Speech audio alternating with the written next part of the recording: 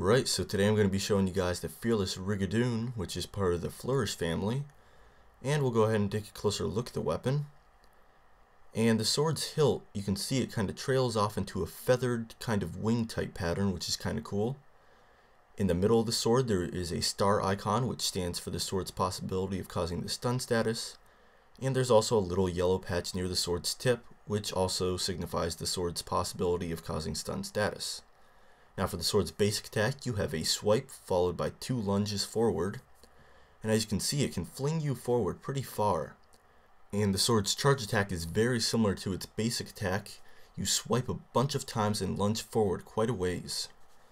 And now we'll take a closer look at the Fearless Rigadoon and some of its stats and features.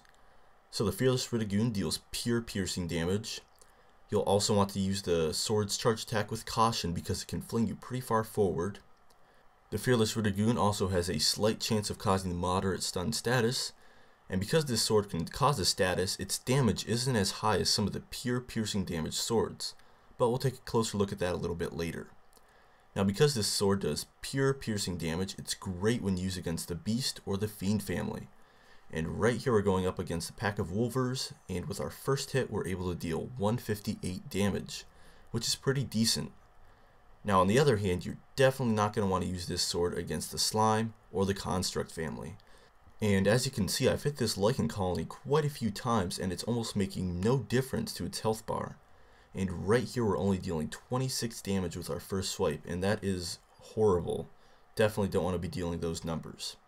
Now before I mentioned that this sword deals less damage than the pure piercing damage swords, and I'm going to show you guys what I was actually talking about.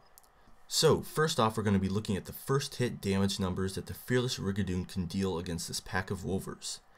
And we're getting 158. Now I'm going to switch to a pure piercing damage with no status effect sword, the Barbarous Thorn Blade. And as you can see, we're getting 193 damage. Now the Barbarous Thorn Blade is dealing more damage with its first hit, 35 to be exact, because it doesn't have the chance to deal a status like the Fearless Rigadoon does. So as you can see, it's kind of a trade-off, either status with decent damage or all around better damage. And now we're going to take a look at how the Fearless Rigadoon does in Lockdown.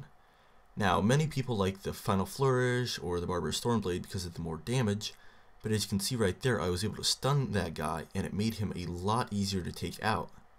And it is definitely quite a bit more fun to be using a status weapon than just a pure damage weapon, but it's not going to be as effective the majority of the time, so it's kind of a choice that's up to you.